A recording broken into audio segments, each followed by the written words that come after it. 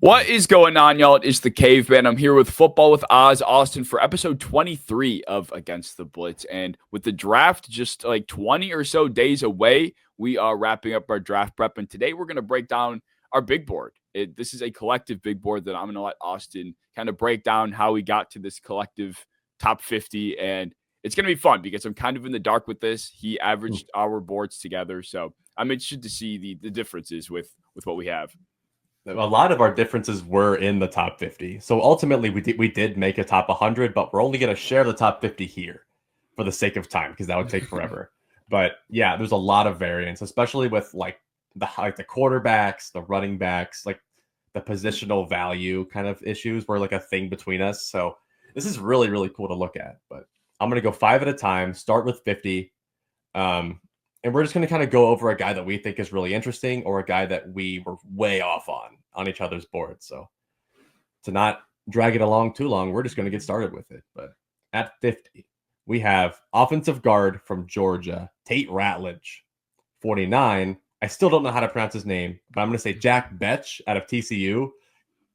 48, safety from Texas, Andrew Makuba. 47, Ohio State running back, Travion Henderson. 46, edge rusher Landon Jackson from Arkansas. There was one guy, the one guy here that sticks out to me the most is probably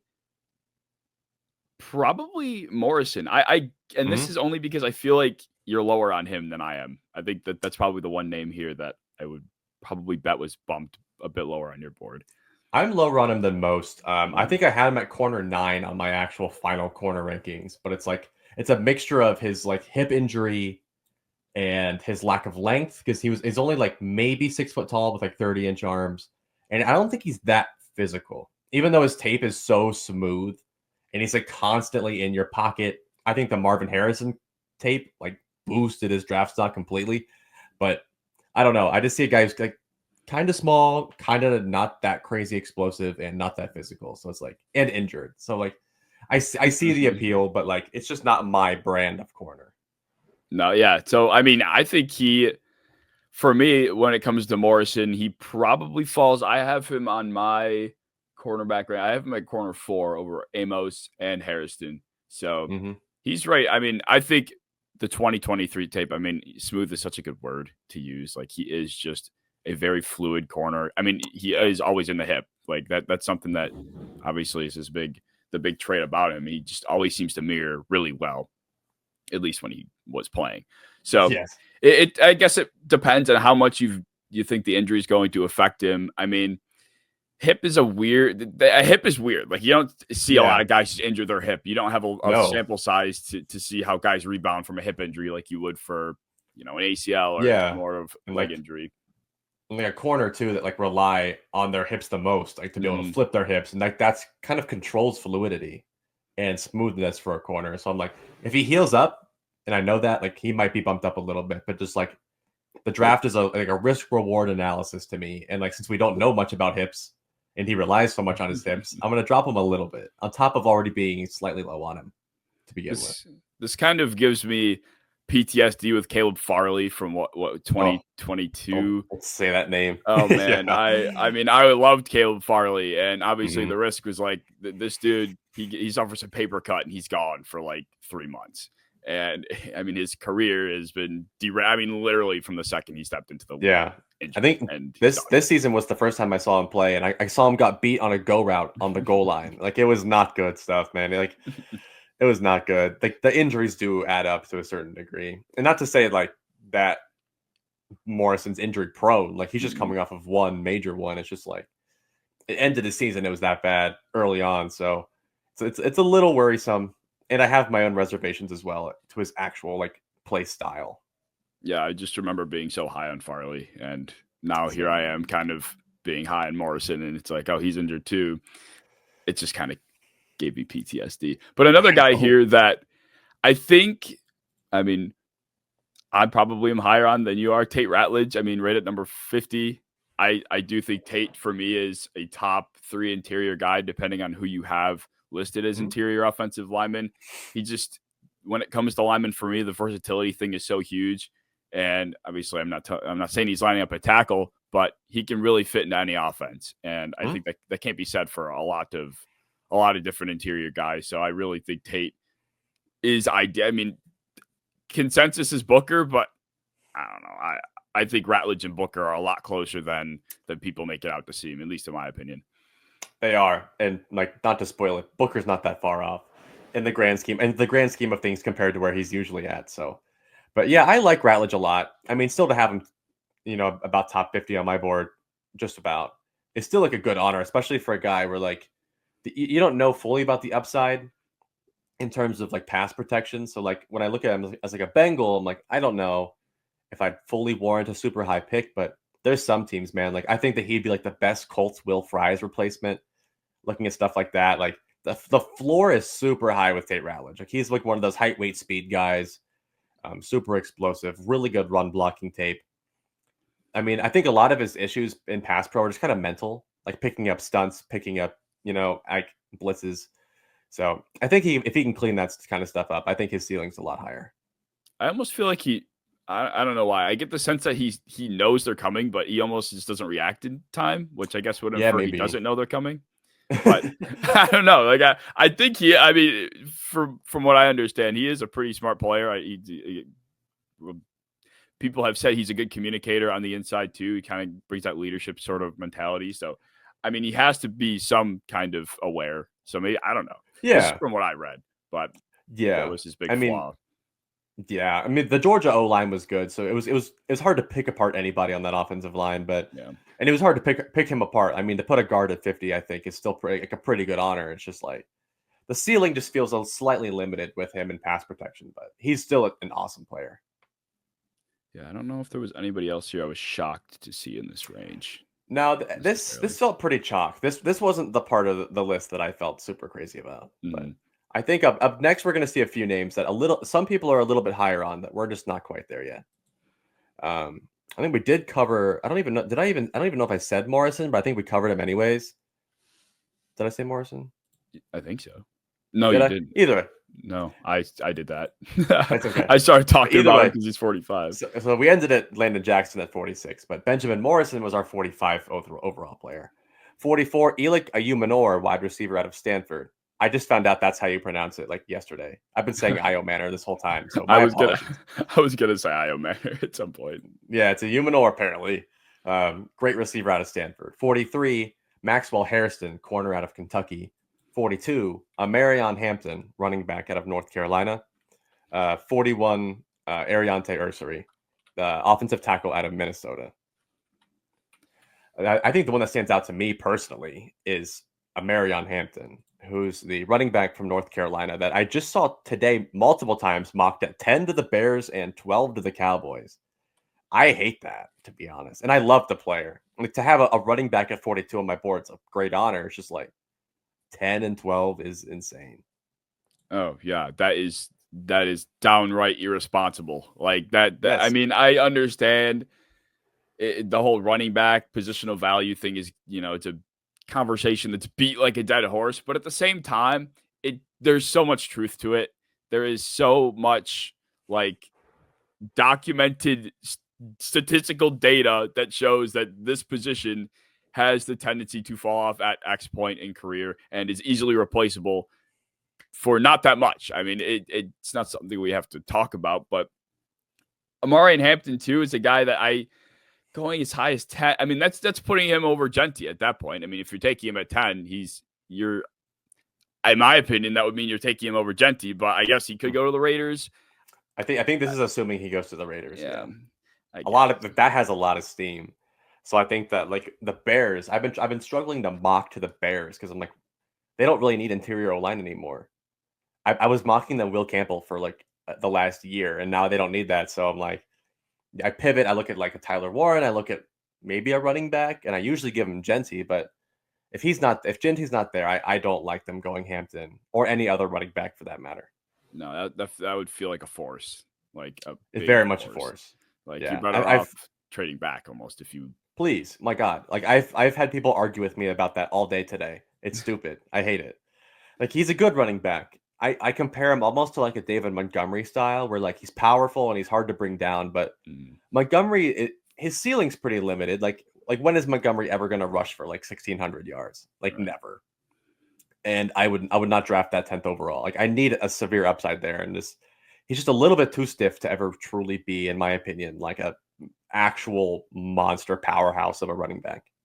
Yeah, I do feel like if that were to happen with Hampton and he goes that high, or Genty goes at 6 and it forces Hampton up the board, I do think with how deep this class is and how much everyone talks about how talented it is, it's going to be one of those things where we might see guys that were projected to be these day 3 picks get pushed into day 2 because all of a sudden Genty's at 6 and Hampton's at 10. And then let's say there's a third guy that, Henderson gets shoved into the end of the first round. And then all of a sudden there's this huge run in day 2 because people are like, holy shit, they're flying off the board. And then all of a sudden guys like Jaden Blue, who I'm higher on, are finding themselves at the end of day 3 because who's left. So So there could easily be 15, 16 running backs taken in this draft, which would be probably a record for the last, I don't know, decade or two. Like that would be so cool. But geez Louise. Do you see anybody else in that top 5 that you think is kind of weird or interesting or cool? Not really. I think everyone here is pretty fitting for the most part. Yeah. The only other one that I feel like is kind of interesting is Maxwell Harrison, corner out of Kentucky, because he was, I don't know, kind of floating from like that corner 5 to corner, even like 12 to 14 before the combine.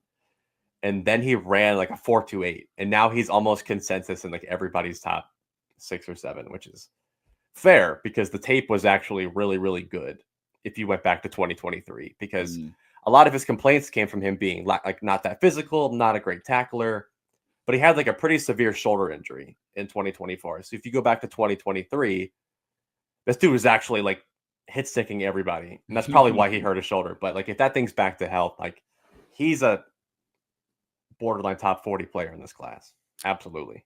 Yeah, I think part of it for me is a guy like Harrison. Well, in the NFL in general, I do feel like maybe I'm just being blinded as a Bills fan and I'm seeing the Bills go through this transition, but I do feel like teams are trying to lean into more man coverage. Like they want to be able to play man coverage more often. And a guy like Harrison, his whole game is he's a zone heavy corner for the most part. I think he could play man and he's not bad at it, but that's, you're drafting a zone scheme corner if you're going with Maxwell Harrison. So that's kind of why he fell like below a guy like Morrison, who I do think would, if healthy, be better in, man-to-man coverage. So yeah, that's what it is for me with Harrison. That's fair. I mean, he's not everybody. I mean, he's 183 pounds.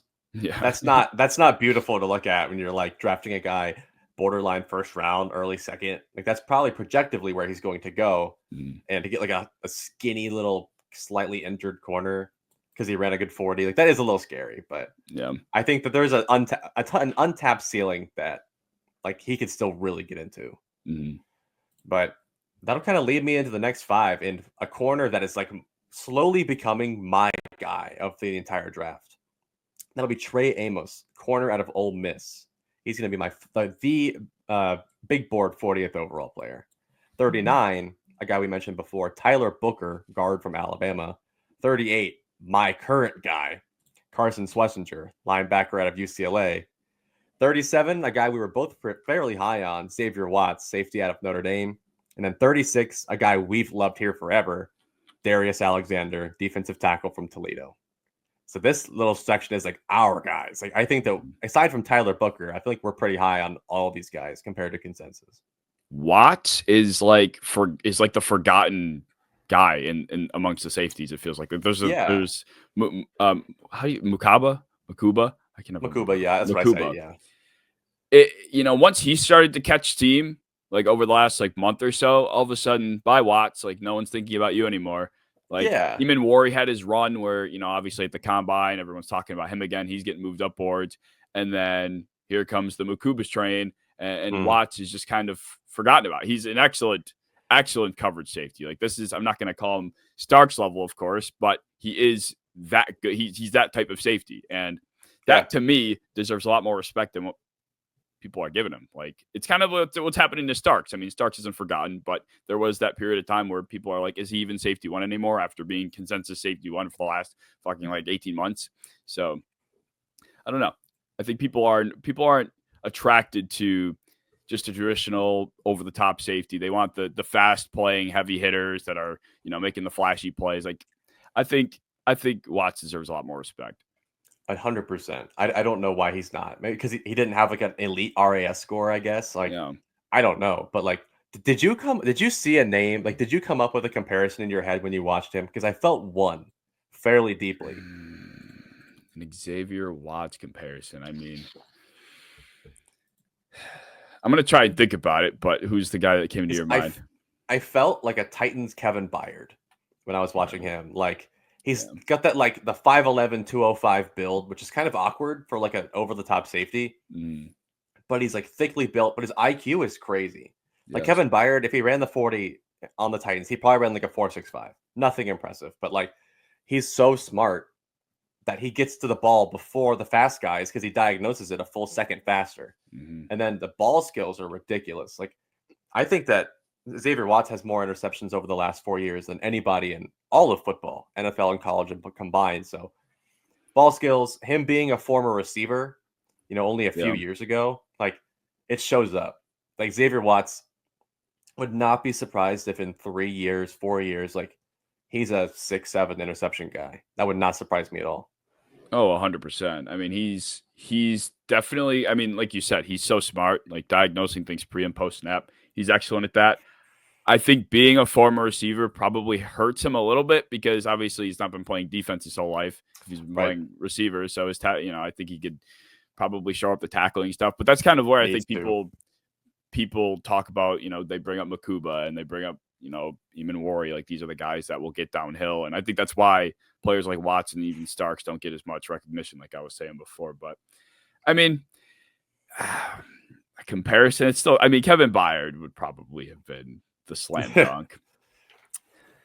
I mean, even like I don't want to say Xavier McKinney, but maybe that's absolutely ceiling. That's absolute ceiling after the year he had. But and you could say like that kind of role, like he might not be the same player, like physically, but like they could play that kind of over the top center field role, like single high post safety. Because like, not really much of a hot take, but like it starts to feel like people are going to start rotating safeties back down again. There was a lot of cover too, where like when the people were passing more, but it's feeling like people are going to start running the ball a little bit more.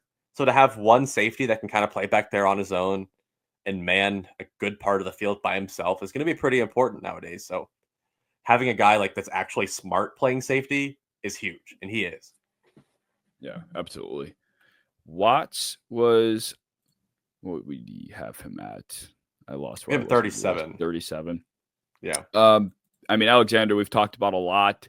Booker, Amos is probably the only player here that I feel like we haven't covered much. If not, and that's kind of what I really wanted to get into because he wasn't talked about that much at all, really, by anyone in the entire draft cycle. But if you watched his tape, I feel like you can come away really, really impressed. Yeah, I mean, he feels like ideal. He's an ideal blend, it feels like, of everything you kind of want. Like, he's not that he's 6'1", 190 per PFF. And he does, like we were kind of saying, he is a well-rounded defensive back. He feels safe, like a high floor kind of guy is what I get out of Trey Amos. And that's kind of depending on your taste. If you feel like you value the high floor a lot more than the high ceiling, which I feel like is a conversation I've been seeing over the last couple days, is I think a higher floor gets turned away. People want the high ceiling, but a high floor is just as important. So I think Trey Amos is exactly that. Yeah, I mean, you combine length, extreme physicality. Like, he loves to press and he loves to tackle. You have good length, really good fluidity. I don't know if like you've seen like how he'll transition from his zone to a zone that is not his when the ball kind of hangs in the air, and he'll make plays that most corners aren't making because he can just turn so quickly in zone. Really good in man though, really good. The only issue I have with him is long speed. Like, that's the only thing that really keeps him from like being a true proper first round pick to me is his long speed. But like length, physicality, fluidity, really good ball skills. Like, I don't know how people aren't talking about him more because he doesn't really get burnt and he makes a lot of plays. So, like, he has to be talked about more. Yeah, I agree. Other than that, I really didn't think there were any other outliers in this tier. No, really, Carson Schlesinger is the only guy I had a lot higher. I think I had him like in the mid-20s, but it's pretty reasonable. I mean, he doesn't that like you have him almost where everybody else has him. I'm just like extraordinarily high on him. Yeah, But it's just a this, positional value thing for me. That's really what yeah, it was. no one really cares about like a standard like Sean Lee style middle linebacker anymore. Like, that's what he is. So, and that's totally fair to not have that super high because especially like this little 5 being, we almost had the same grades on a lot of these guys, but the next 5 are really interesting because we varied on most of these people. So to get into it, 35 defensive end Nick Scorton or Scourton, I don't know how to pronounce it, from A&M. 34 James Pierce, edge rusher from Tennessee. 33, the guy I dropped the most for you, Donovan Jackson, guard from Ohio State. 32 Luther Burden, receiver from Mizzou, and 31 Gary Zabel, guard, center, tackle, whatever you want from North Dakota State. Whew, my guy Donovan Jackson. Where'd you have him? Remember? 55-ish range, 55. somewhere around there. Like, I still like the player, like second round grade for me, but I think you had him what, 15? I think I had him pretty fucking I think high. you had him 15, which is why he kind of rounds out around this range. That's a crazy difference. I just think Donovan Jackson. I don't see why a guy like Donovan Jackson isn't being talked about in the Kelvin Banks range at all. Like, why we could. I really don't think a guy like Donovan Jackson, who is like as good as it gets, playing both inside and I mean, what else could you want in an offensive lineman that was playing as good as he was against the competition he was seeing at both positions? I kind of just am not understanding why people aren't liking him. I guess that's my issue. So to me, it's like a upside thing because that's my thing with linemen. Because like I think he's really smooth and reliable. I think he'll be good in the NFL. But like, do I ever see him as like this, perennial All Pro, taking over, winning downfield with athleticism? I don't think so. I think that he's good at staying in the pocket, staying within Ohio State structure, doing his job, and then calling it a day. Like, he does his job really well. But I don't ever see him like getting down the field like his teammate Josh Simmons, laying out safeties and like springing huge blocks. He'll just do his assignment and then go home. And that's not a huge problem because he is good at it. But just like the athletic profile, the feet, the hands, I'm like, he's strong. He has a good base to him. But just like the fluidity and mirroring issues, I think are just a slight one for me. But I think his tackle tape was impressive. And I do value the versatility in being able to be like a swing tackle if needed. But just, I don't know. To me, it's an upside thing for interior offensive linemen. That's like a big thing for me. Yeah, I understand that. I mean, if I'm going to have a guy at 15, you'd like to hope the ceiling's higher. So I understand that. But I think there is something with offensive linemen where if you don't know his name, that's probably, it could be a bad thing, of course. But let's put it this way. If you don't hear his name too much, that's what I meant. If you don't hear an offensive lineman's name, that means they're probably doing a very good job.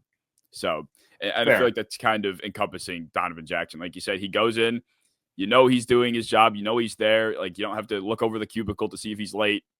So, yeah, that's the kind of guy Donovan Jackson strikes me as, and I value that a lot. So, no, I like if I can predict his career, I think he's the kind of guy that like the fans will always appreciate. Like people within the stadium will they'll want to hang his banner, but like he'll never be like an All-Pro. Well, maybe collect maybe a Pro Bowl or two in his career. Like, it's just like the limited upside, the limited athleticism for me. But he's a really good player. Absolutely a second round pick for me. James Pierce, I feel like we probably had him roughly around the We same did grade. within like 3 spots of each other. And that's pretty impressive to have like a full top 100 and half guy within a few spots. How much did you factor in the character concerns into his grade? Not as much as I was before. Like, both him and Mike Green, I was being harsh about. Like, in previous episodes, we've talked about, how much that stuff matters. And of course it does, but I was trying to put myself in the shoes of a general manager And I was thinking to myself, like, if you're desperate, you're probably going to Right. take the swing anyway. So who cares? Like, ultimately it matters, but how much does it matter on draft day, really, what it comes down to? So it really was just more of a talent thing. I think when it comes to the edge rushers, other than Abdul, we've talked about it before, it's just a muddy pool. And I just think there's more to like about a lot of the other guys compared to Pierce. So Yeah, there's obviously like a crazy ceiling, like when you're 6'5", a decent tool bag, and you ran like a 4.5 something. Like, he's ridiculous athlete, but like he's just weird. Like he's really skinny. Didn't test great explosively. Like his vertical was pretty much trash. And there are character concerns about how he's apparently like the worst teammate ever. Apparently like a huge crash out. Apparently would just skip workouts and stay at home, which would also make sense why he's like 245 pounds. I don't know. He's awkward. He plays pretty upright, but he plays really fast. He has sneaky bend, but not like a Von Miller, not even close to something like that. So it's nothing you can rely on. And he doesn't really play with power. So like I think there is a limited ceiling here. I think if he plays for the right team that blitzes a ton and just attacks, I think he could be good. But a team like the Bills or a team like the Bengals, I don't think he would do anything in like a base style defense. I think that he would be like legit bad. So he drops a little bit on my board for that. Yeah. Do you remember for like the breakdown you gave of him is very reminiscent of Austin Booker, like obviously a lot better, but just a guy that tall, skinny, always upright, basically just trying to run around you, which at the end of the day, like it's not going to work at the NFL level. And I was watching, I think it was Hayden Winks that quote tweeted something from Greg Costell. And basically he was saying he had attended an offensive lineman camp or something, and Andrew Whitworth was around, and he was just saying, like, long story short, it all starts with power when it comes to blocking an edge rusher. And if there's not that NFL level power, then it's done. Like, don't bother. Like, you're not getting around. Right. You're not getting around anybody at the NFL level. So if it all starts with power, and that's kind of where you lack, I'm concerned about how that's going to change. I mean, he's not just going to change his build, his play style overnight. So right. And there are outliers, but like they're usually outliers that have like ridiculous skill or like ridiculous measurements, but like his arms are not that long. Like he only has like maybe 33-inch arms. I think even shorter than that at being 6'5". And he's not that talented. He doesn't have a lot of like actual bag to him. He kind of like you said, Austin Booker style, just trying to just run around you and win him with speed. And that does result in some games where you can collect like 3 sacks against a really slow fat lineman. Yeah. But if you're facing an athlete, like if you're facing a Josh Simmons level player, you see him get shut down in these games, like against Ohio State, because he's playing actual athletes, like guys that are, smart and can like time the snap and get ahead of him, and they just wash him out of the game. So not a good showing for James Pierce as the guy that was like borderline projected to go first overall before the season started, and now he's possibly a second round pick if the Eagles don't pick him up. Yeah, they probably will though. They probably will. Yeah, they probably will. And he's going to be an all-pro, and we're going to look stupid. Yeah. Part of the day. What about Nick Scorton? Oh, I feel so passionate about this one. I feel so passionate about Nick Scorton. I want to hear it. I think a lot of people are low on him because they saw the 2024 profile of Nick Scorton. They see like a 6'2", 250 something, like kind of just plays like similar to my evaluation of Donovan Jackson. He plays within the structure of the defense, doesn't get a lot of production, not a crazy athlete. And I agree. I think his 2024 tape was second round worthy, and I was bored by it. But that's because Texas A&M's defense sucks. Like I hate watching what they do with prospects, because if you rewind the clock and you go to 2023 when Nick Scorton was at Purdue and they let him be an actual pass rusher, it was like Trey Hendrickson reminiscent, like power, hands, technique. He was so good at it, and he's a good run defender.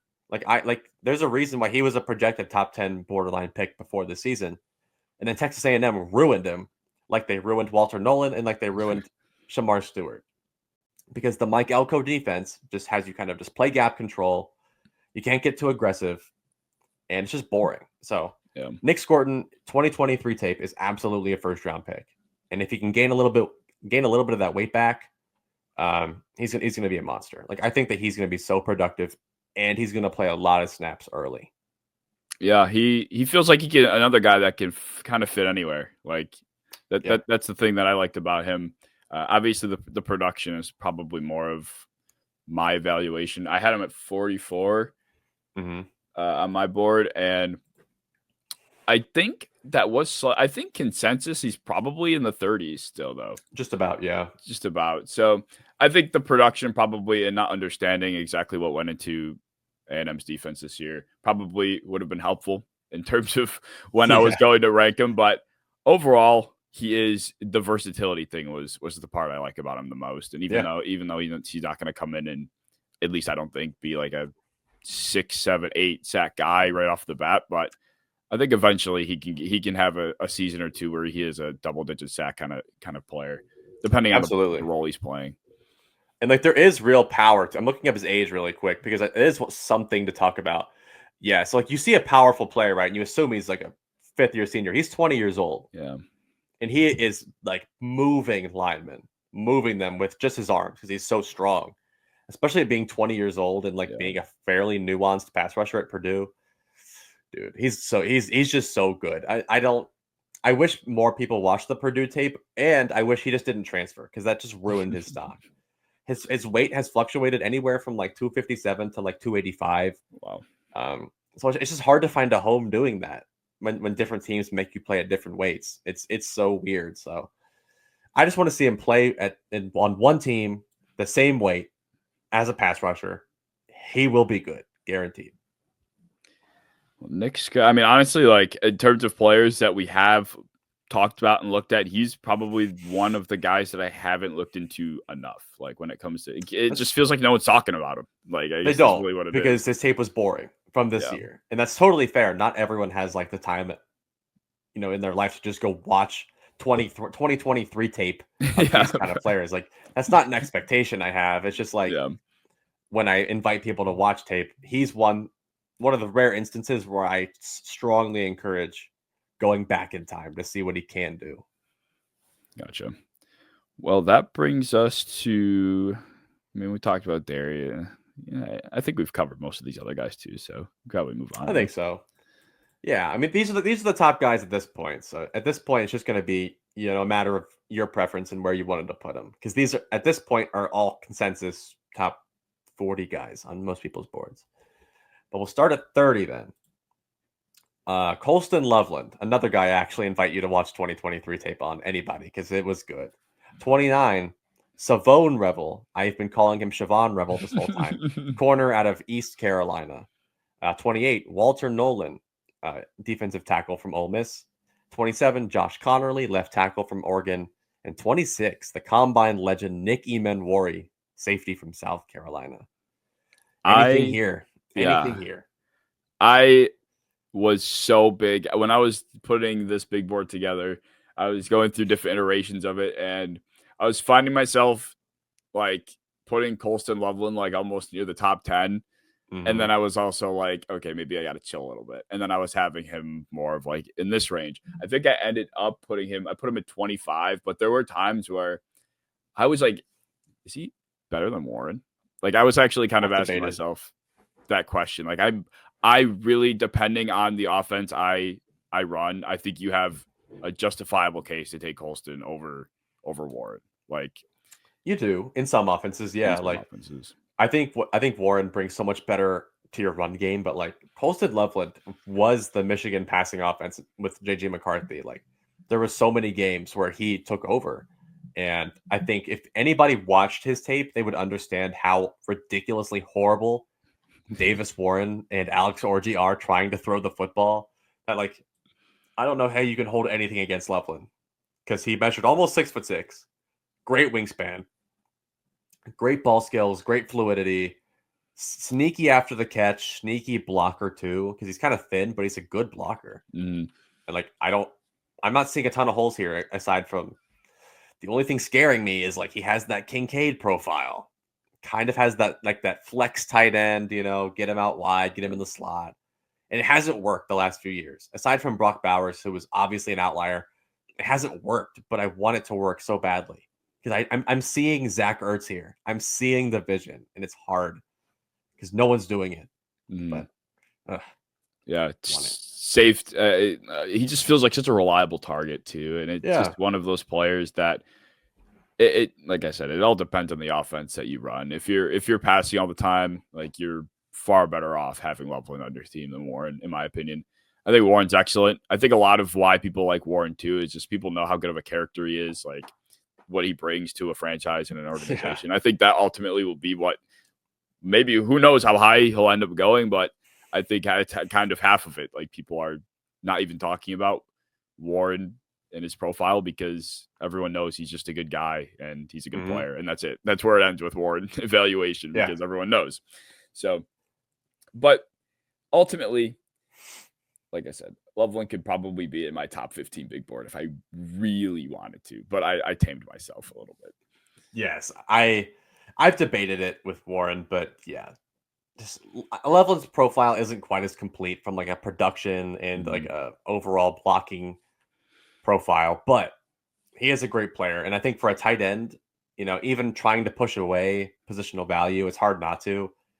And you kind of have to a little bit with a tight end. So I dropped him down a little bit for that. But to be still 30th overall on a big board as an unproductive tight end just kind of shows you how good the tape must have been. And it was that good. Well, the next guy, Revel, that we had, he seemed to rise over the last month. Like, I feel like it was Harrison that was probably one of the corners that was taken first in the later half of the first round. But then it all of a sudden was Revel. And I think it really revolves around, it's just another guy with a ceiling that feels pretty high. Like he's just an athletic freak. So I think that's probably the thing that's really attracting everybody. I mean, being 6'3" as a defensive back, he's not Tariq Woolen, but he's also not short either. Like this guy's pretty tall. And he's coming off an injury, which I thought would scare people a little bit more, but I guess not. He's a player that people are that confident in, and I think it's purely because of his physical attributes, which I get. Yeah, I mean, in terms of physical attributes, I think he's the top corner, but there's still so much inexperience. He played JUCO and then went to ECU, which is not like he's still not facing top tier competition. I did love his tape against Michigan, which kind of did give you an idea. And this was McCarthy, Michigan, how good he can be against good competition. I thought, usually when you see a kind of lean 6'3" athletic freak corner, they suck in run D, but he's actually like shockingly good as a run defender. And he's really good tackler, really good at diagnosing and coming up on screens. But I think you look at the wingspan, you look at it's not just good long speed. It's like twitchy athleticism, like change of direction skills, hips and ankles and feet. Like he's got it all. And I think once he starts getting into practice against NFL receivers, this guy is the limit. It really is. This guy could be a Pro Bowl level corner, and I think he will be. I wonder if he did. Do you know if he ever played receiver? He must have played a little bit. He looks. I even thought a little bit like Richard Sherman in my brain because like they both kind of play that like the long ball skills, awkward style of play almost, or it kind of makes you feel weird about it. But like, I don't know. Richard Sherman, the former receiver, he looks like a former receiver. If he wasn't, he should have been. Yeah, it's kind of what I was thinking. Like, why is this guy's on the wrong side of the ball? I was kind of thinking sometimes. Like, if Marquez Valdez-Scantling ever gets hurt, just put him in his role because they are like the same height, weight, speed. It's ridiculous. Yeah, he's my corner 3. So I think I pretty much have him where everyone else has him. I mean, maybe that corner 3 is a little bit more rich than what people actually have in terms of cornerback ranking. Where do you have him? 3. You do have him 3? No, shit. No, I haven't. I think I have it. Well, depends what you call Hunter. It depends what you call. Depends what you call Barron. I have Barron at the corner. Yeah, I think I overall have Barron higher, and I have Revel at 4. Okay. That's about right. Well, I'll talk about him later. But yeah, I think Revel to me is a player that you might as well take the swing on, inexperienced or not. Like these guys are all projects to an extent. So And I think predictively he'll go in the second. I've seen some first. I don't think they're going to do that. I mean, like JOK, Jeremiah Owusu-Koramoah, was like a projected first, then fell to like the mid-second because of like a maybe blood clot. So, and he's been fine for like the most part. So it's just like if teams feel like there's anything wrong with you, you're going to fall pretty hard.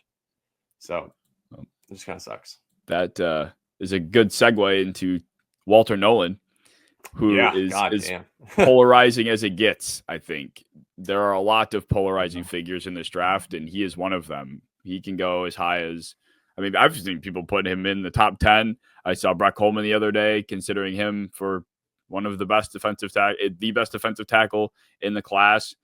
And then I also saw a couple other guys I respect really talking about his character, which is something we've talked about in the past. And I think he's been to like 5 schools in the last 6 years. It's like that has to mean something. Like that's odd. That always means something. And especially when like teams apparently, I can't speak on this, but came away unimpressed with his personality at the combine. His refusal to really do any athletic testing, despite that being like his whole game. You get weird vibes. Especially like, going from school to school to school to school. I think when you got guys like Brett Coleman that are out here making these kind of claims, I think a lot of it comes from looking at the tape and just telling you what you saw. So yes, you see a long athlete winning a lot, but that's just only half the process. That's like a quarter of the process. Like you have to project those wins to the NFL. And I don't think that he plays a brand of football that will consistently beat NFL grown-ass men offensive guards. Like, I don't think he's overpowering them the way that he did against, walk-on guards at Kentucky. Like, I don't see it being the same way. And I don't think that he wins with power enough. I don't think he wins with technique enough, especially as a run defender. I know his PFF grades were high as a run defender. Ask me how much I care. I don't. So it's just like, I don't know.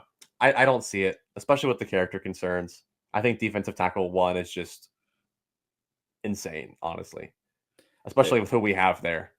Yeah, true, right? I mean, it just doesn't feel like it's just all going to come down to, I guess, who is willing to once again take that kind of swing. Like I do think the more I think about it, I do think when I end up finalizing a mock, he'll probably be in the top 17, 16 picks. I don't know if I'll be happy about it, but just the way I'm starting to lean into believing that he will go higher than not. Like he was one of my fallers. Same thing with Mike. I mean, he almost fits in the conversation with Mike Green and James Pierce to an extent. And those kinds of things we're dropping them earlier in my process.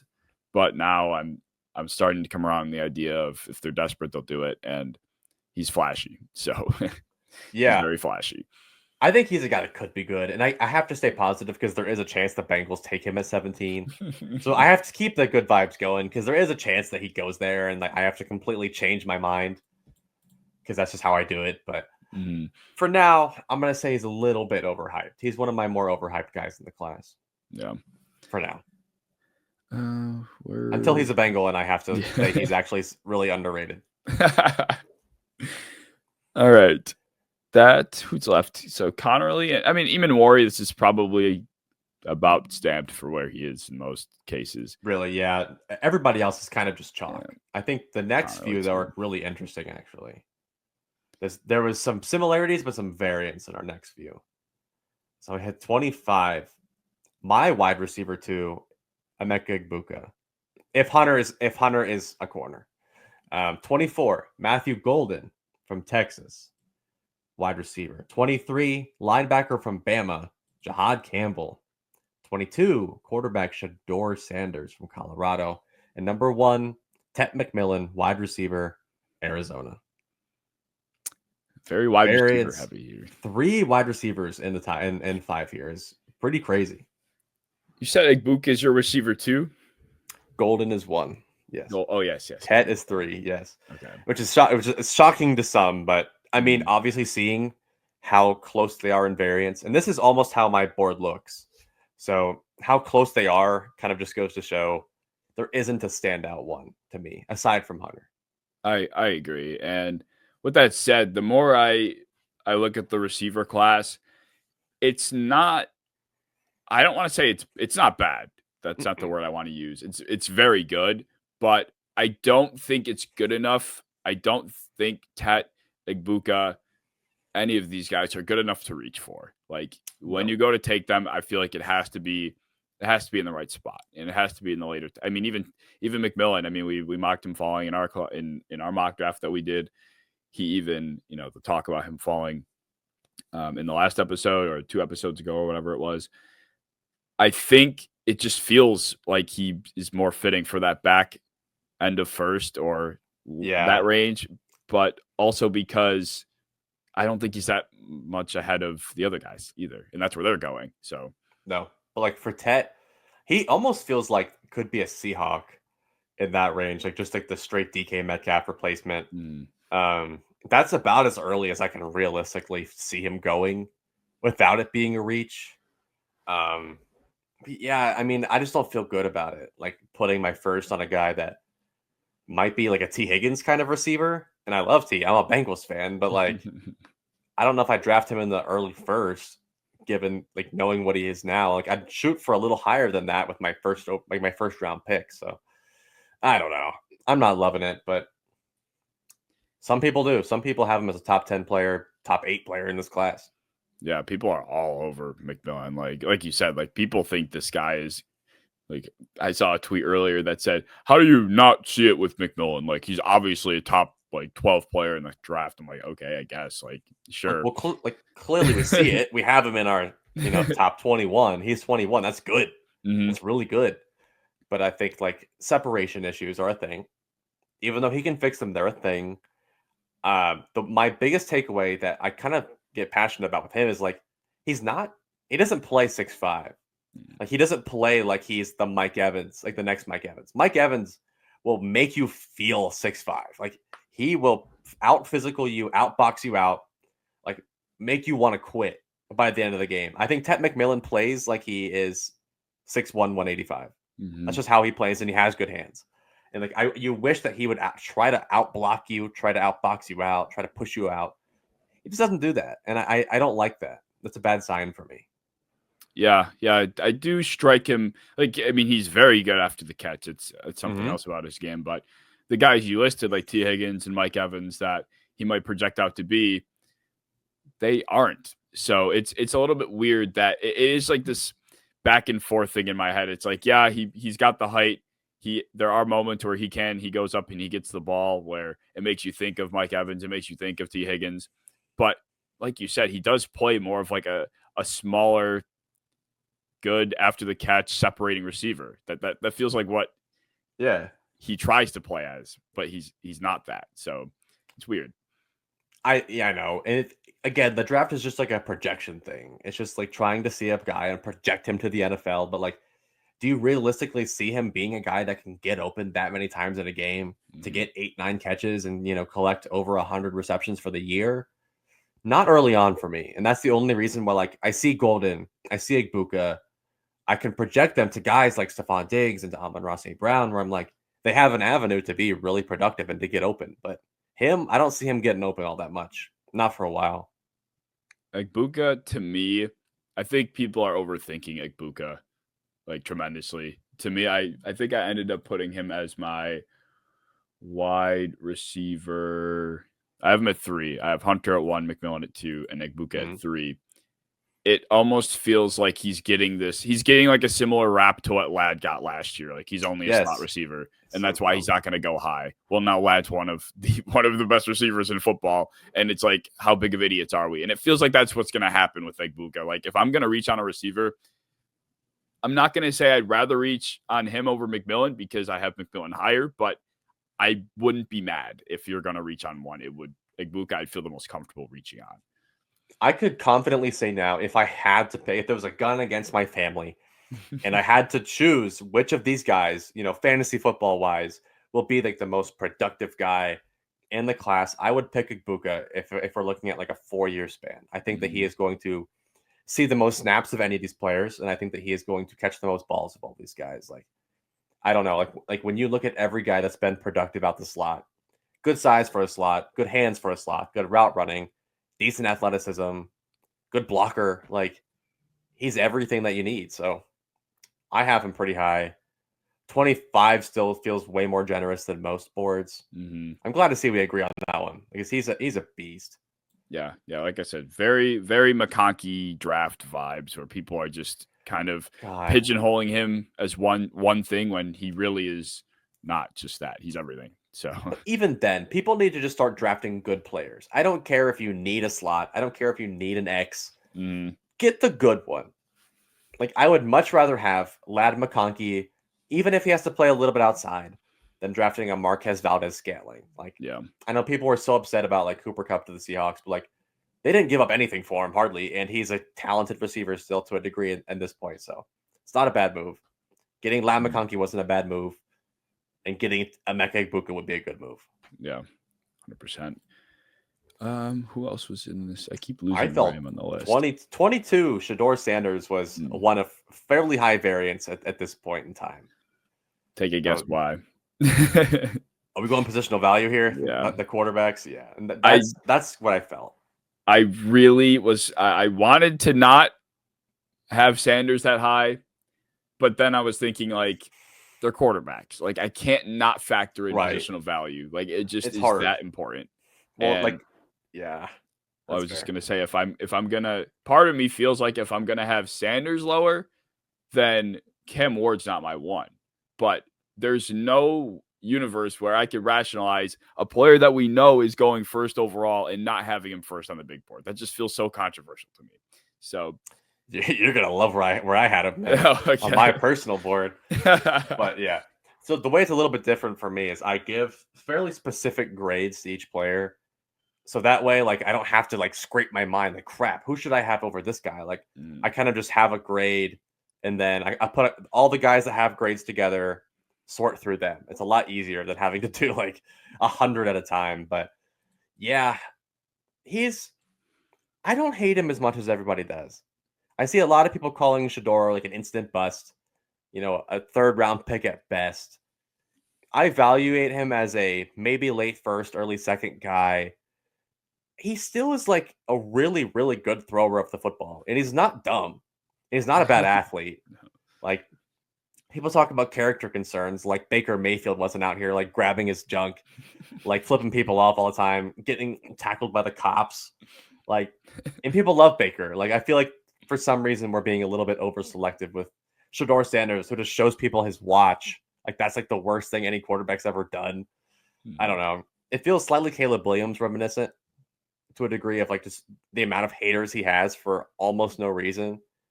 But he throws, like, in my opinion, pound for pound, the best ball in the draft. If we're talking just like drop back and throw, like it's pretty, and he's very productive for a reason. Yeah. And I think part of it too is people are so wrapped up with how much he was throwing screens and RPOs. And it's like, I get it. I know that people almost strike that as a concern, but anybody with a brain would know that's contextually speaking, he had to do that. That was the only way for them to move the ball a lot of the time. Yes. Like, name a Colorado lineman off the top of your head. Just do it. No one can do it because they were all terrible. Because like, he was sacked almost immediately. If you watch the Nebraska game, there were two interior defensive linemen that people were mocking in like the first because they thought they were that good. No, it turned out that Colorado's offensive linemen were that bad. I feel bad for the guy. They have a lot of good receivers on the team, but the line was so bad that he didn't get to truly show off who he is. But I don't know. I don't think his tape was so bad and so unclean that he just has to be a third, late second. Like, that's a little bit hatery to me. Yeah, I agree. When it comes to being just, as you were mentioning, just a pure thrower of the football, he's very good at that. And I feel like part of it's becoming a lost art to be that type of quarterback, given how athletic some of these guys are coming out and even in the league currently. I think that's probably also what people are getting fixated on, is that he isn't this guy that is going to be your true 11th or, you're a true threat as, a Jalen Hurts is, a Josh Allen is. They're not going to extend you the way that those guys do. But being a pure pocket passer is still important. And with the right weapons, with a good offensive line, like, another high floor kind of guy to me. Like I don't see him being a bust. Like it'll be hard for him to be unless the situation is that No, bad. I had him in the 20s. I think I had him like the late 20s, like still like a late first, early second grade. Like that's still good. Like that's still a high grade for a quarterback. So I think for him to end up at 22 on our overall board, still a lot higher than a lot of people are doing, because it just feels weird. But there's a lot of really good players left on this board, so it's just hard to have many higher. Yeah. I mean, I still firmly believe that he is going to be going within the top 3. I still think the Browns are going to do it. I don't know how they don't. Like Kenny Pickett, for the Jesus Christ. I can't do it. I can't look at that roster and be like, yeah, let's just pass up on quarterback. We're going to get one next year. I know. I hate that premise. I hate the idea that you just have an idea of what quarterback's going to be available, and then you assume you're going to get him. Or we can just play the song and dance the Browns used to do for like a decade. Cody Kessler, Deshaun Kaiser, Brandon Weeden, Johnny Manziel. A refusal to take a quarterback in the top 5 ended up with them getting Kevin Hogan and a bunch of just awful quarterbacks because they refused to invest. Even if you get the best edge rusher in the class, you don't have a quarterback and you still suck. Yep. You can find good edge rusher value elsewhere, but most good quarterbacks get taken early. So unless they got Kirk Cousins, dying to come to them here soon, or Derek Carr, I would take the quarterback still. Yeah, 100%. I think with the Browns situation too is I know people are thinking that, they'll jump back up if he's, he'll fall. Shadur's going to fall to like the 20s, as some people have been saying, and then the Browns can jump back up and take him. It's like, I'm not sure if why would the Browns passing on him mean that the Giants are going to pass on him, even though they do have 2 quarterbacks, and it would seem like they would not dream of. Those are 1-year guys. Both of them are 1-year guys. So yes, and they're both old. And they're old. There's no upside there. Yeah. So why are we ruling out the Giants? Even the Saints are a team that get talked about maybe taking a quarterback. So it's like you're gonna why, as the Browns, given your current situation, would you risk passing on him at 2 to hope that he falls far enough to jump back into the first? I think that's a big assumption to make, a risky one that is not worth taking if you're the Browns, in my opinion. Yes, you just draft who's there. Like you don't have to overthink it, because that's how you just screw yourself completely. And then if you're going to go another year and then another year and then another year without good quarterback play, like I am risking everything I have to get a good quarterback and invest in one. So I don't know. I think he should be 2, but it's not my pick. Not my pick to mess up. Well, they might do it. So I hope so. They might. Yeah, I hope so. But to continue the list so we don't run out of time completely. 20, Derek Harmon, defensive tackle out of Oregon. 19, my guy, Josh Simmons, left tackle from Ohio State.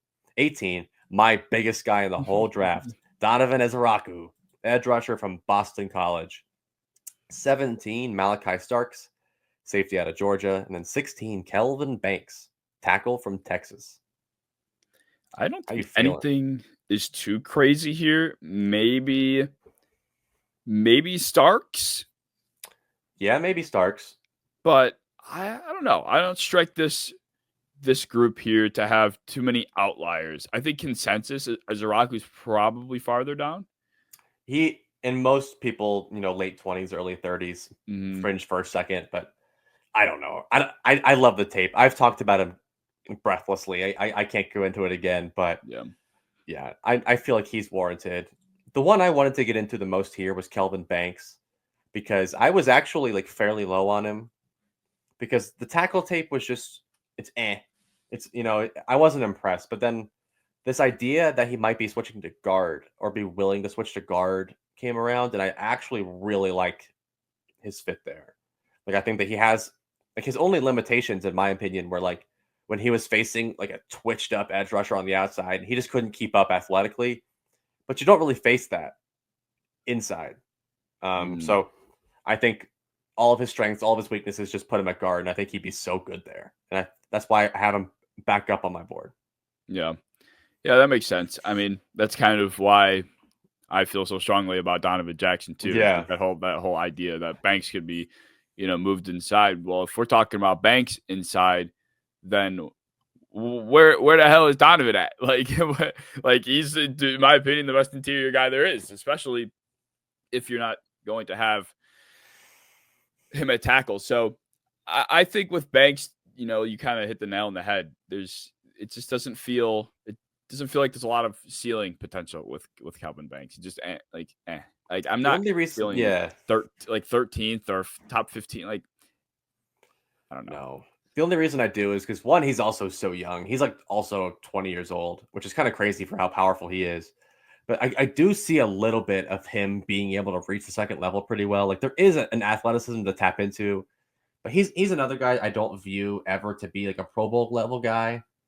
But I do see a potential where like he is athletic enough to take his team to the next step and just be fully versatile. Yeah. Yeah, I mean, I don't dislike him. I think him along with a lot of other offensive linemen. I mean, this is going to be a trench heavy first round, and that could be, with Campbell and Membu projected to go up there. Like after Banks, who's typically consensus third offensive tackle, he could go as, I mean, yeah, we could see him go as high as where he's been getting mocked to 13 and such. And who knows what that means for, even Simmons. Who knows where the hell Simmons is going to go? I still can't. Anywhere from like early to mid first all the way down like the mid second. It kind of feels like it entirely depends on what your doctor says his knee looks like, because the tape is so good. And I think I had him on my board 7th, and that is not counting the injury in this one, because I saw him move around at his pro day and he looked good. He was floating, so I was not worried about that whatsoever, and that's the only reason I kept him that high. But I do agree, if you counter the injury into that, I could see him falling. Yeah. It's with Banks, I don't know. I just, the whole Jackson Banks thing is just something I can't get out of my head. So I'll just stop talking about it before I keep yapping.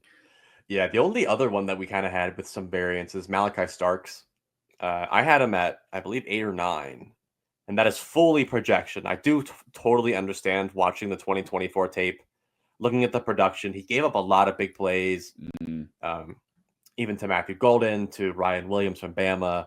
A couple times where he was matched up on a receiver and man, and just got burnt. But like I've said it before, and I like to say it again, like when you're that good of a safety, sometimes they'll just put you in positions that no other safety has to be put in. And like if you're lining up in man coverage against Matthew Golden in the slot and you get burnt, I'm like, I can't hold that against you, because Nicky Manwari would never even be allowed to come near that. So like as much as I love Xavier Watts, he's not covering a receiver in man coverage. He's not fast enough. And Starks got burnt, his handful. But when you look at like a full like 5-tool safety, I feel like he can be what Javon Holland was supposed to be. And I love that feeling.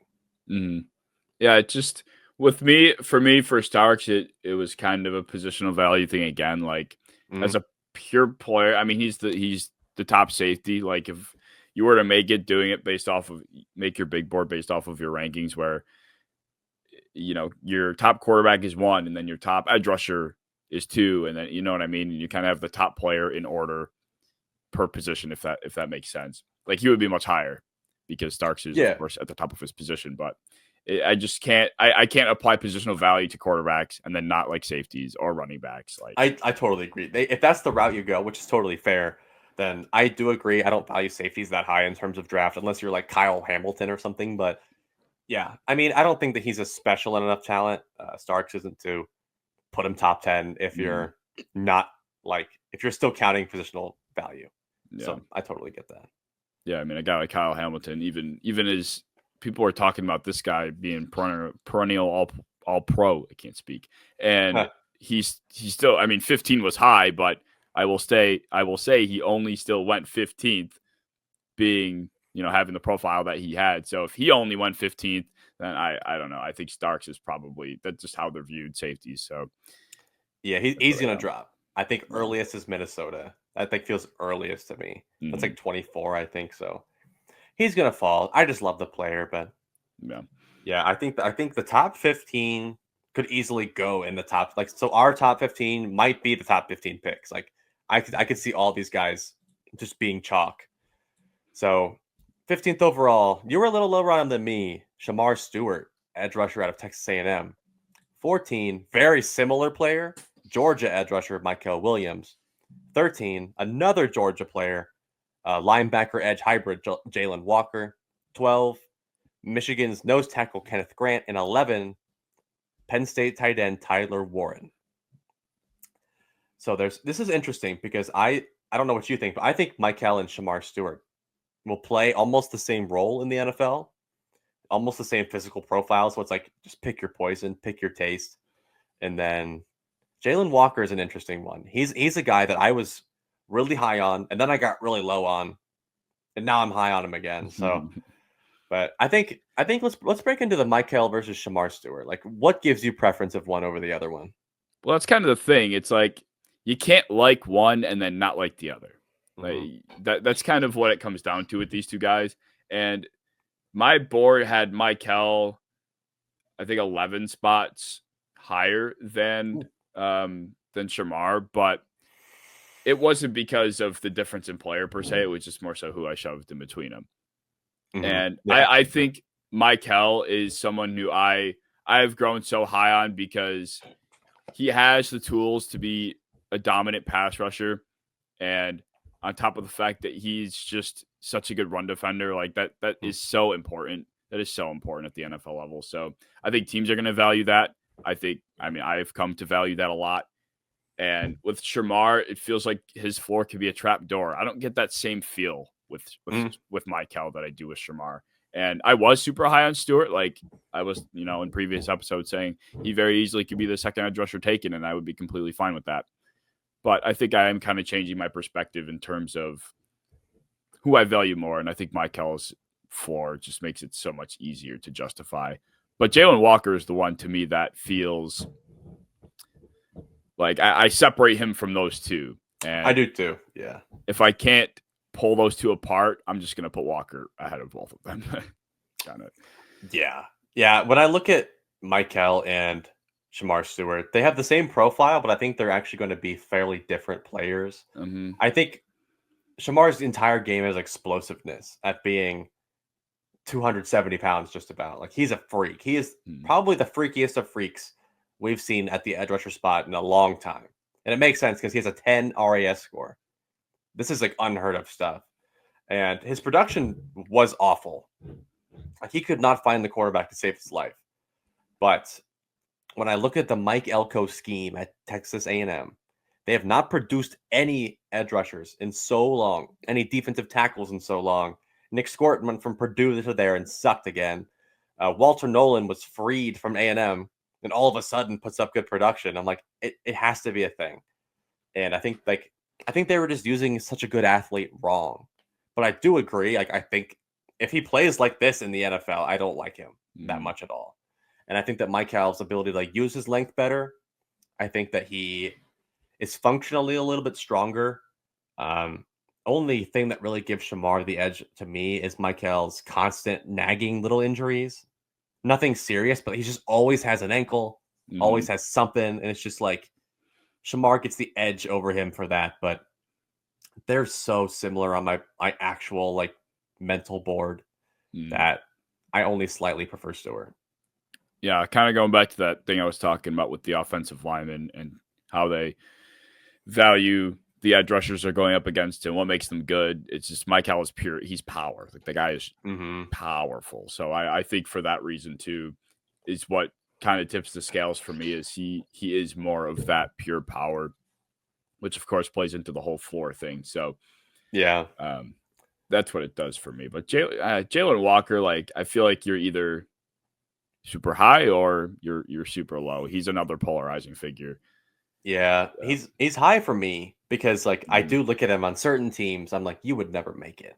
But on other teams, like when you can project him to a talented defensive coordinator, he's so explosive. Like, him, when he finds who has the ball and he's within running range, he is getting him. And he's gonna hit you hard as shit. And then, like, as an actual off ball, I think that he has potential to be like a really, really good run defender. Really, really good blitzer. But you can also flex him out as like a legitimate starting pass rusher on, a heavy wide 9 scheme. And I just don't know how you can't love that. Like, when you draft a player, you're assuming you're a really good coach and you can use that player correctly. And I think that, like, when you look at a guy like that, you're like, I want a weapon on my team. I want a missile in my defense somewhere that I can point, send him, and kill whoever has that ball. And that's Jalen Walker to me. Yeah, I mean, Daniel Jeremiah, I think it's who loves him. One of the big analysts have been putting him super higher and higher as he releases mock drafts. It feels like the weekly Jalen Walker propaganda. He's now 3 or 4 spots higher than he was before. He had him like 5, I think 5th overall, which is amazing. That's crazy. But I think that's kind of what you were saying too, is if a team feels like they can make him work, then they're going to take him, and it doesn't matter where that is. So I just want that Lorenzo Alexander type of role, that just like meathead missile just to send to people. And he's nothing special as a pass rusher or a linebacker, but just like a good football player. And I need those. Yeah. Otherwise, Ken Grant, Warren, those are 2 guys that, this is probably pinpoint, like in terms almost exactly to where I've seen him on every other team. Yeah. But I think to round it off, we could probably just go all the way through the 10 because these are guys everybody knows. We're not naming off TCU receivers or anything right here. Like, so number 10, we got Jahdae Barron, corner / nickel / maybe safety out of Texas. 9, Ashton Jeanty, Heisman runner-up, running back from Boise State. 8, Mike Green, edge rusher out of Marshall. 7, Cam Ward, quarterback out of Miami. 6, we have Armand Membu, right tackle out of Missouri. 5, we have Will Campbell, left tackle out of LSU. 4, Will Johnson, Michigan corner. 3, Mason Graham, Michigan D tackle. Number 2, Abdul Carter. And number 1, Travis Hunter. Yeah, those might be the literal 10 picks, top 10 picks. I think I don't know what they're going to do with Barron, but they might be. Oh, this would be awesome. Barron, to me, is the one player that isn't like number 1 at his position, but I can see going higher than the one being, well, assuming Travis's. I have Travis as a wide receiver stapled in my mind. Like, I'm not even considering him a corner at this point, which could be very incorrect. But but I do think, for as interesting as Barron is as a prospect, because of where you could put him, he really could end up going above Johnson. And I wouldn't be mad, even though I do think Johnson's the better player. It just feels like what you can do with Barron is so attractive to the point where it would be willing to, a team would be willing to take him instead, because they know he might help them in more areas than Will could. Yeah. The only reason I don't have him super high, or even higher than I do, is just because his age. He's going to be like 24 in his rookie season. But to be able to play nickel and perimeter and play, cover 3 and man coverage inside and outside, like, he's ridiculous. Really good tackler, good ball skills. His length doesn't really cause any issues on tape. So I think he's absolutely worth it. The biggest variance of other boards, in my opinion, is probably Mike Green. A lot of people have him pretty low, but I just don't know how you can flip on that tape and watch how explosive and powerful and fast and technical Mike Green is, and then just project him to be like a 30th overall player on your board. Like, that just feels crazy to me. Yeah, I agree. After having him fall, like being one of my fallers, and then just once again watching what he can do, I'm like, yeah, no, this guy could be, OJ level convicted murderer, and the team is probably still gonna take a chance. Like, he might be a murderer, but he's so good that we're just gonna say he's not a murderer and then draft him anyway. Like, that's how good he is. Yeah, he's that good. In terms of actual variance, I think Jeanty was one that is pretty explainable. Like, if you just value running backs a little bit differently, I think I had him 4 or 5 on my overall board, but that's just as a pure prospect. Positionally value, I think you had him 17 to 19, something like that. 17, yeah. Then that's fair if you just don't like running backs that high. Totally get that. And then you had Cam Ward 1. I had him at 18, I believe. And that's just valuing the prospect, not the position, which is, again, like something we've kind of done a few times with quarterbacks, running backs, and tight ends. Like, it kind of just makes sense. Like, do I think Cam Ward's the best player in this draft? No. But I think he'll be the first overall pick. Absolutely. Membu, Campbell, I mean, another pair where you could see Membu going above Campbell maybe because they do value him as a pure tackle, maybe more than another franchise might.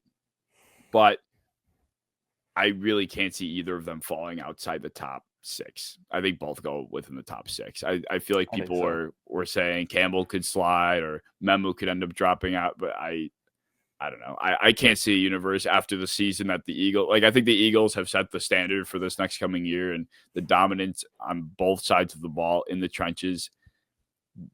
Franchises are always copying each other's blueprints, and it's going to start. That's where it all starts. So I can't imagine the 2 best offensive tackles falling outside the top 7, especially when there aren't, a slew of quarterbacks, a slew of receivers or even a slew of really anything.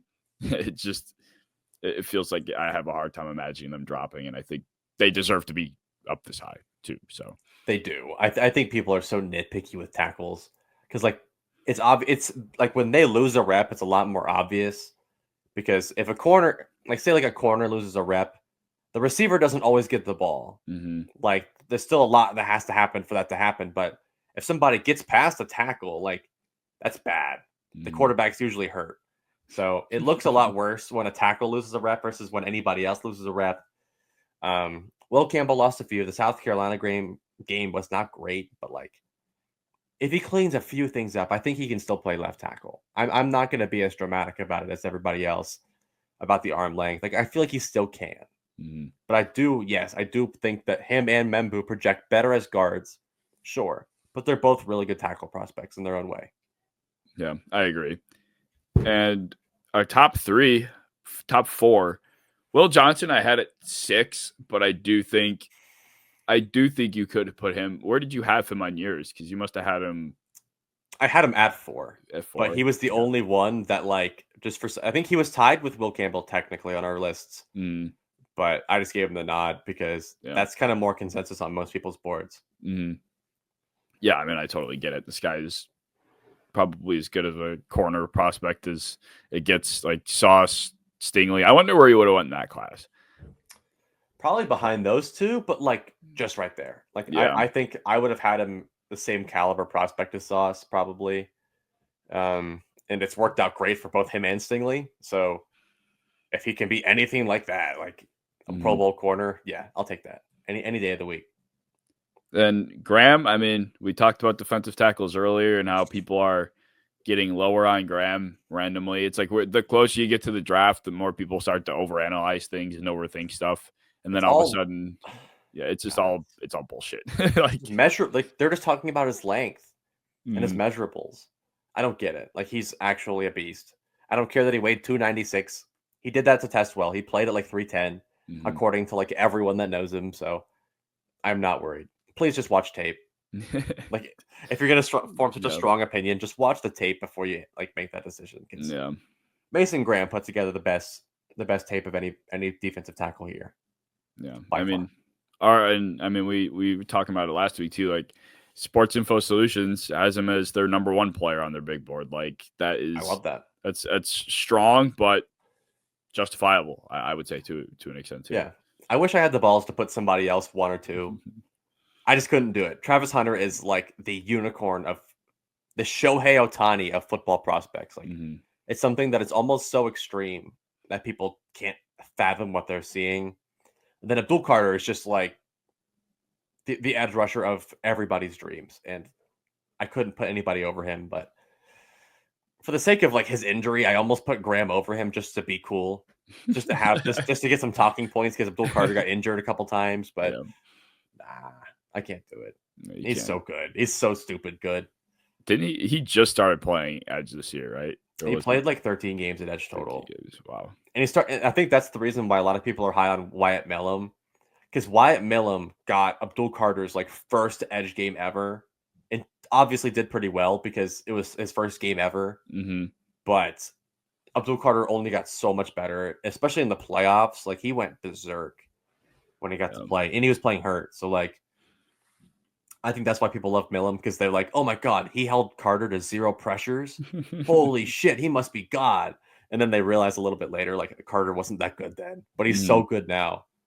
But Jesus Christ, I would pay so much money. I would probably pay $200 of my own personal money for the Bengals to sign him. I spend so much money. That's a crazy NIL sponsorship kind of just. I got him. Yeah. Well, I think go ahead.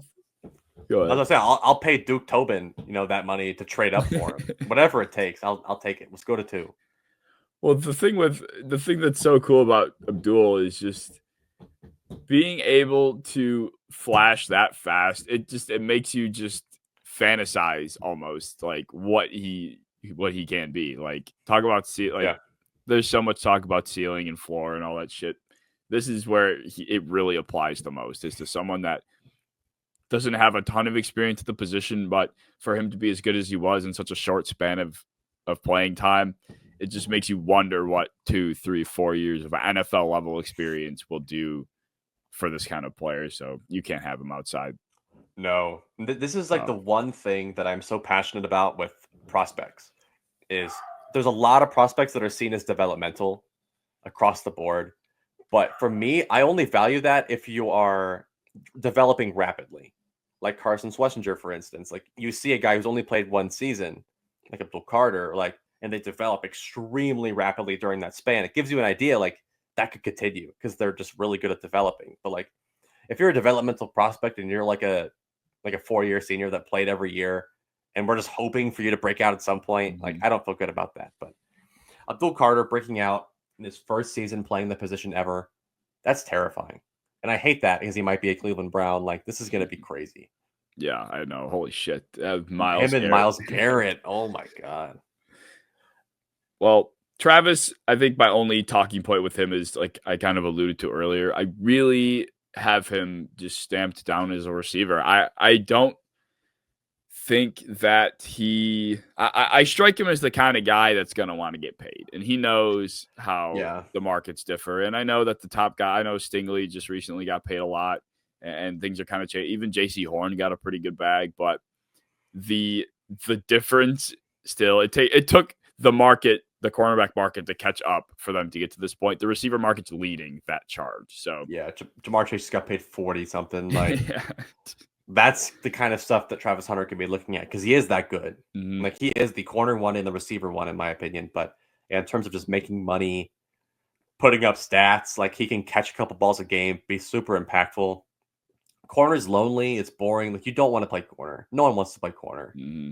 You play corner because you suck a receiver. Like that's the only reason. Because I think predictively, I think he goes receiver probably, but I think corner, his ceiling's a little bit higher. In terms of like, I think that he could be a top 5 corner pretty quick, but to be a top 5 receiver, like you got to be CeeDee Lamb, and that's hard to do. But like you said, the money talks. I think Travis Hunter probably plays receiver. Yeah, it's also, unless he really feels like he's that much better as a corner, it's like, why wouldn't you play receiver for every reason you just kind of talk to? Like people want to play receiver. It's just more fun. You are more involved in the game. Mm-hmm. The spotlight that I think, comes with it is attractive for players. So for anybody, I mean, that plays football, everybody wants to be a receiver or a quarterback. It's just kind of how it is when it comes to football. So I don't know. I do think he'll end up at receiver. I don't think I don't know. I don't think I would want to play. I try to envision it from my perspective. If I was in his position, why the fuck would I want to play defensive back? Or the alternative, both. Or both. He just keeps trying to do both until he figures out he's actually just way better at one in the NFL. Like I strongly doubt he barely ever plays one or the other. Like I think that he plays both a good bit at some point, like Marcus Jones style. Like I think he plays a few games where he probably runs at least 15 routes, even if he plays corner the whole game. Yeah, I could see that being more of the reality where he ends up being more of a corner, but he does get those, 10 to 15 reps at receiver for a game. And who knows, maybe eventually it shifts. Like they realize, okay, this guy just had 55 yards on the two targets he had, on the 15 routes he ran. So it's like, okay, maybe we probably should start to play him at receiver a little bit more. And then eventually, that wraps up the top 50. I have a total of 200. You did 100 today, but The top 50 are the most interesting ones. So that was cool to get into, and I'm glad we did. Yeah, we were gonna do 100, and then we realized, okay, maybe that's gonna take a long time, and then 50 took a long time too. So yeah, I was thinking the same thing. I was like, it allowed us to get into them a little bit better. Mm-hmm. Yeah, dude, like this draft is a lot more stacked than people think. It's just not top heavy like it usually is, but I think everybody we named top 50, they're all going to be really high impact players. So I'm looking forward to it. Less than 3 weeks out.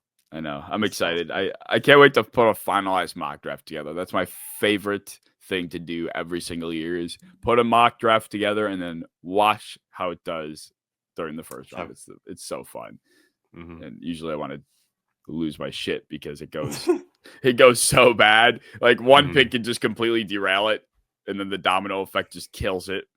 But just that moment where I'm waiting to hear like that pick, it's just so fun. I love it. The draft is such a big event for a reason, and yeah, no other sport really like there's no hype for the draft comparatively. So I'm excited. All right, but you can of course find us on any of the socials down in the description. Our individual socials will be down there as well. Thank you guys for watching. I can't talk today at all. If you enjoyed, like, subscribe, comment, share, do all that fun stuff, and we will see you in episode 24.